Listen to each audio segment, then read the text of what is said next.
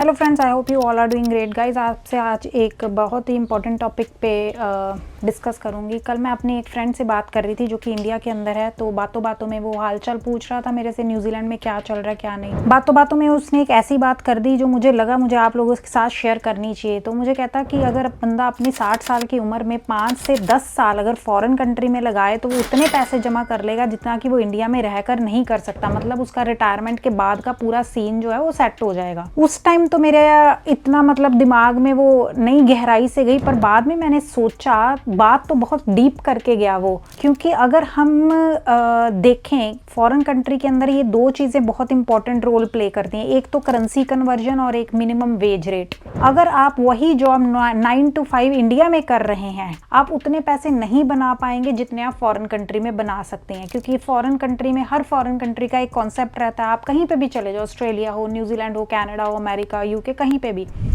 वहाँ पर आपको एक मिनिमम वेज रेट जो गवर्नमेंट ने सेट किया हुआ है उतना तो मिलेगा ही मिलेगा। ठीक है, आप कोई भी जॉब कर रहे हैं, चाहे रिटेल के अंदर हैं, हॉस्पिटैलिटी के अंदर हैं, किसी रेस्टोरेंट में काम करते हैं। अगर मैं न्यूजीलैंड की बात करूं तो यहाँ का जैसे मिनिमम वेज रेट आज के टाइम में चल रहा है $23 पर आवर, और आवरली बेसिस पे जो है वो आपको वेजेस मिलते हैं। ठीक है, अगर मान लो आप किसी स्टूडेंट वीज़ा के ऊपर आते हैं, आप 25 आवर्स अपना काम कर सकते हैं, तो आप 25 आवर्स को मल्टीप्लाई कर लो 23 से, तो आप देख लो कि आपके कितने डॉलर बन जाएंगे। लगभग $600 वीकली बन जाएंगे।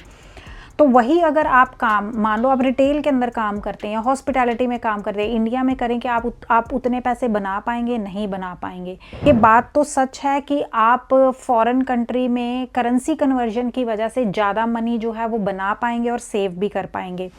पर गाइज देखो, अगर आपने फॉरेन सेटल होने का सोचा है तो उस चीज़ के पीछे ना बहुत सारी और चीज़ें इन्वॉल्व होती हैं। ये इतना इजी डिसीजन नहीं होता, इसके अंदर बहुत सारी आपको फाइनेंशियली सोच रखनी पड़ती है। अगर मान लो आप एक मैरिड हैं या कपल हैं, आपको अपने बच्चों का सोचना पड़ेगा, आपके पार्टनर का सोचना पड़ेगा। तो ये मतलब ओवरऑल अगर मैं बात करूँ, ये ईजी डिसीजन नहीं होता। बहुत सारे सेंटिमेंट्स जुड़े होते हैं, इमोशंस जुड़े होते हैं, खूब सारी प्लानिंग करनी पड़ती है। मैंने अपने पर्सनल एक्सपीरियंस से बता रही हूँ, मैंने कुछ ऐसी फैमिलीज़ भी देखी हैं जिन्होंने बहुत अच्छे स्मूथ तरीके से ट्रांजिशन किया है इंडिया से, जैसे वो न्यूजीलैंड शिफ्ट हुए हैं, ऑस्ट्रेलिया शिफ्ट हुए हैं। फिर मैंने कुछ ऐसे भी लोग देखे हैं जिनका ये डिसीजन बिल्कुल एक फेल्ड डिसीजन है, बिना प्लानिंग के। प्रॉपर उन्होंने होमवर्क किए, ड्यू डिलिजेंस किए, क्योंकि वो बहुत ज़्यादा इन्फ्लुएंस्ड थे। हाँ, मेरा फ्रेंड न्यूजीलैंड गया, ऑस्ट्रेलिया गया, कनाडा गया, तो मैंने भी जाना। बिना सोचे समझे उन्होंने अपने कोर्सेज चूज़ किए, उसके बाद आए, अपना स्टडी करी, पर उनकी जॉब्स नहीं लगी, अब वो वापस चले गए हैं। तो हमेशा मैं आपको अपनी वीडियोस में यही बताती हूँ कि जब भी आप ये स्टेप उठाओ तो सारी प्रॉपर रिसर्च करने के बाद उठाना। तो बैक टू द टॉपिक आती हूँ गाइज। अगर आपने अपना माइंड बना लिया है कि आपने 2026 में न्यूजीलैंड आना है या किसी और कंट्री में भी जाना है, तो ये क्वेश्चन आप अपने मन से ज़रूर पूछना। तो सबसे पहला क्वेश्चन आप अपने मन से बहुत ही रियलिस्टिक और प्रैक्टिकली मैं आपसे ये पूछूंगी। इसमें कोई ये नहीं है कि वीडियो बनाने के चक्कर में ही मैं आपको बता रही हूँ। ठीक है, जो मैंने अपना एक्सपीरियंस अभी तक किया है, जितने लोगों से मैंने बात की है, उस सब उनके बेसिस पे मैं आपसे ये क्वेश्चन पूछूंगी। सबसे पहले आप अपने मन से पूछो, अगर आप न्यूजीलैंड आ रहे हो या किसी और कंट्री में आ रहे हो, क्या आप परमानेंटली सेटल होना चाह रहे हो या टेम्परेरी होना चाह रहे हो?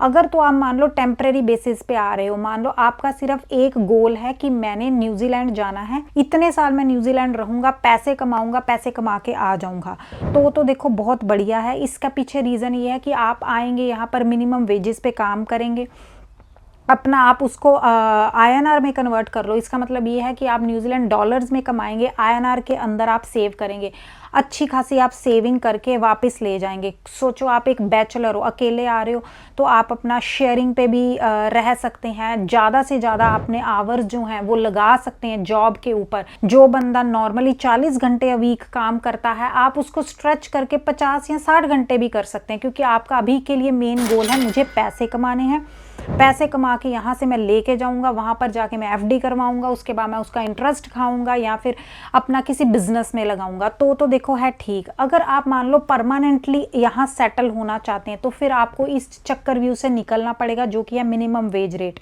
यहाँ पर बहुत सारे मैंने लोग देखे हैं जो कि मिनिमम वेज रेट पे ही लगे रहते हैं। मतलब ये छोटी छोटी जॉब्स जो हैं वो करते रहते हैं और उनकी पूरी लाइफ निकल जाती है। इसका मतलब ये है कि आप अपने करियर के अंदर ग्रो नहीं हो पाएंगे अगर आप उसी चक्रव्यूह में फंसे रहे। नो डाउट आपके लिए ये सर्वाइवल की जॉब है, आपको मंथली मिलता रहेगा, ये जॉब्स इजीली मिल भी जाती हैं, आपको 2 हफ्ते की ट्रेनिंग दी जाती है, उसके बाद आप काम सीख जाते हैं, काम सीखने के बाद आप लगे रहते हैं, ठीक है, पर इसके अंदर ग्रोथ नहीं होती। आज आप बैचलर हैं, कल को आपकी जब शादी होगी, आपके बच्चे होंगे, आपको घर लेना पड़ेगा, तो वो सब कुछ बहुत ही मुश्किल हो जाता है। आप मिनिमम वेज वाली ये जो कॉन्सेप्ट है उससे निकल करके आपको कोई अच्छा स्किल सीखना पड़ेगा, कोई अच्छी जॉब पे जाना पड़ेगा अगर आप परमानेंटली यहाँ सेटल होने के लिए आ रहे हैं। सेकंड क्वेश्चन आपने अपने मन से पूछना है, मेरे पेरेंट्स की या मेरी फाइनेंशियल सिचुएशन क्या है। अगर आप यहाँ पर आ रहे हैं स्टूडेंट वीज़ा के ऊपर या वर्क वीज़ा के ऊपर, हो सकता है आपको इनिशियली जॉब ना आप सिक्योर कर पाएँ, आपको पहले कुछ महीनों में जॉब ना मिले, तो उस टाइम पर आपको पैसे चाहिए रहे होंगे, आपको रेंट देना है, आपको ग्रॉसरी लेनी है, आपको कम्यूट करना है। क्या आपके पेरेंट्स जो हैं वो अफोर्ड कर पाएंगे आपको पैसे देना? क्या आपकी इतनी फाइनेंशियल सिचुएशन स्ट्रॉन्ग है कि आप वहाँ से इंडिया से पैसे मंगवा पाएँ या ना मंगवा पाएँ? तो ये सारी चीज़ आपने अपने मन में सोचनी है, अपने आप को पूछना है कि अगर कल को मेरी जॉब ना लगी, किसी भी वीज़ा पे आप आ सकते हैं, कुछ लोग रेसिडेंसी पे भी आए हैं, वो उस सिचुएशन पे अगर जॉब ना लगी तो आप ये कैसे मैनेज करेंगे, कैसे आप अपना रेंटल का, ग्रॉसरी का, ये जो सर्वाइवल के खर्चे ये कैसे मैनेज करेंगे। नेक्स्ट आपने क्वेश्चन अपने आप को पूछना है, अगर आप न्यूजीलैंड आ रहे हो तो उसके पीछे मेन रीज़न क्या है। देखो हर बंदे के अपने रीजंस होते हैं। कुछ लोग कहते हैं कि मुझे एक अच्छा लाइफस्टाइल चाहिए, कुछ लोग कहते हैं कि हाँ मैंने न्यूजीलैंड जाना है या किसी और फॉरेन कंट्री में जाना है तो मैंने पैसे कमाने हैं, वहाँ अच्छे डॉलर्स बनाने के लिए जाना है। और या फिर ये भी रीज़न आजकल मैं देख रही हूँ बहुत सारे लोग जो हैं इन्फ्लुएंस्ड हो रहे हैं, हाँ मेरा पड़ोसी इस कंट्री में चला गया तो चलो मैं भी इसको दिखाने के लिए जाऊँ, मेरा फ्रेंड इधर गया है। तो ये एक बहुत ही बेकार और एक बहुत ही डम सोच है कि अगर आप किसी से इन्फ्लुएंस हो करके आप फॉरेन कंट्री में सेटल हो रहे हो अपने रिश्तेदारों को दिखाने के लिए, अपने दोस्तों को दिखाने के लिए, तो ऐसा बिल्कुल मत करना, ठीक है। अगर तो आप देखो पैसा कमाने के लिए आ रहे हो या फिर आपकी अगर मेन गोल है कि हाँ मुझे डॉलर्स में अर्न करना है, तो आपको जैसे मैंने पहले बताया है जो आपका एक मिनिमम वेज वाला सर्वाइवल जॉब वाला चक्कर भी हुआ उससे आपको निकलना पड़ेगा। इनिशियल डेज पे आप नो डाउट उसको एक्सेप्ट करो, सर्वाइवल के लिए आपको कुछ ना कुछ तो चाहिए, पर आप उसमें कंफर्टेबल नहीं हो जाना, ठीक है। जो छोटी मोटी जॉब्स होती हैं वो टेम्परेरी ठीक रहती हैं, पर उसमें अगर आप कंफर्टेबल हो गए तो आप अपने करियर में ग्रो नहीं कर पाओगे, आप अपना स्किल सेट पॉलिश नहीं कर पाओगे, कोई अच्छी जॉब के अंदर आप सेट नहीं हो पाओगे। और अच्छी जॉब मिलना बहुत ज़रूरी है अगर आपने यहाँ परमानेंटली सेटल होना है, एक अच्छा लाइफस्टाइल लीड करना। आप चाहते हो कि आने वाले टाइम में आपके पास यहाँ की रेसिडेंसी हो, आप पीआर हो जाएं, सिटीज़न हो जाएं, आपके पास अच्छा घर हो, गाड़ी हो, आपके बच्चे जो हैं अच्छे स्कूल्स के अंदर जाएं, तो यहाँ का सारा लाइफस्टाइल एंजॉय करना चाहते हो, तो इसलिए आपको वो मिनिमम वेज वाली जॉब से निकल करके अच्छी जॉब में सेटल होना पड़ेगा, ठीक है। हाँ जैसे मैंने पहले बताया किसी से इन्फ्लुएंस होकर के नहीं आना, मेरे मामा चाचा दादा नाना का ये बेटा गया है या बेटी गई है उसको दिखाने के चक्कर में मैं भी फ़ॉरेन चला जाऊँ, वो बहुत गलत डिसीजन है, वो बिल्कुल नहीं करना। नेक्स्ट अपने मन से आपने एक और चीज़ ये पूछनी है कि where do you see yourself after 5 years, आज से 5 साल के बाद आप अपने आप को कहाँ देखते हो, उसके बेसिस पर आपने अपना जो पाथवे है वो चूज़ करना है। आजकल बहुत सारे लोग हैं, मैं ईमेल्स पे भी मुझे क्वेरीज आती हैं, उनको ये नहीं पता लगता कि हम यहाँ पर आ रहे हैं तो वर्क परमिट पे आएँ या फिर हम स्टूडेंट वीज़ा के ऊपर आएँ। तो ये डिपेंड करता है, अगर मान लो आपका गोल है कि मैंने वहाँ जा कर के जल्दी से जल्दी रेसिडेंसी लेनी है, उसके बाद अपना घर लेना, गाड़ी लेनी है, तो उसके लिए आप स्टूडेंट वीज़ा का पाथवे नहीं चूज़ करो, क्योंकि 2 साल अगर आप स्टूडेंट वीज़ा में आते हो तो 2 साल आपके पढ़ाई में निकल गए, उसके बाद अगला 3 साल आपके रेसिडेंसी आने में निकल गए, फिर 2 साल और लगा लो, घर बनाते बनाते आपको हो जाएंगे। तो ओवरऑल 7 से 8 से 10 साल का ये पूरा टाइम पीरियड है। अगर आपको इमीडिएट चीज़ें चाहिए तो आप कोशिश करो वहीं से जहाँ पर बैठे हो जॉब सिक्योर करो, वर्क परमिट पे आओ, या फिर आप यहाँ की रेसिडेंसी लगवा के भी आ सकते हैं। इससे क्या होगा, आपके वीज़ाज़ पहले से क्लियर होंगे, जॉब आपके हाथ में होगी, आप यहाँ पर आएंगे, सेटल होंगे और विद इन 1 to 2 ईयर्स आप अपना घर गाड़ी सब कुछ बना पाएंगे, ठीक है।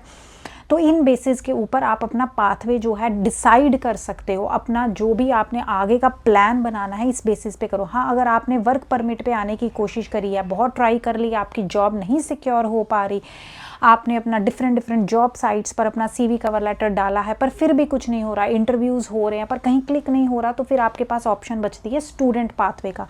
पर जब भी आप स्टूडेंट वीज़ा पे आओ, आपने मेक श्योर करना है कि आपने जो कोर्सेज चूज़ किए हैं वो बिल्कुल बढ़िया कोर्स होने चाहिए, ग्रीन लिस्ट के अंदर होने चाहिए। ग्रीन लिस्ट यहाँ पर बहुत इंपॉर्टेंट है। ग्रीन लिस्ट के अंदर वो वाले जॉब रोल्स या वो वाले कोर्सेज होते हैं जो हाई डिमांड पर चल रहे होते हैं, और अगर वहाँ से आप कोर्सेज पिक करते हो, आप स्ट्रेट रेसिडेंसी भी आपको ईजिली मिल जाती है। ठीक है, तो आई होप कि आपको आज का वीडियो अच्छा लगा। अगर अच्छा लगा तो ज़रूर चैनल पर बने रहना, लाइक शेयर सब्सक्राइब ज़रूर करना। मिलती हूँ आपको नेक्स्ट वीडियो में। Till then take care and bye bye.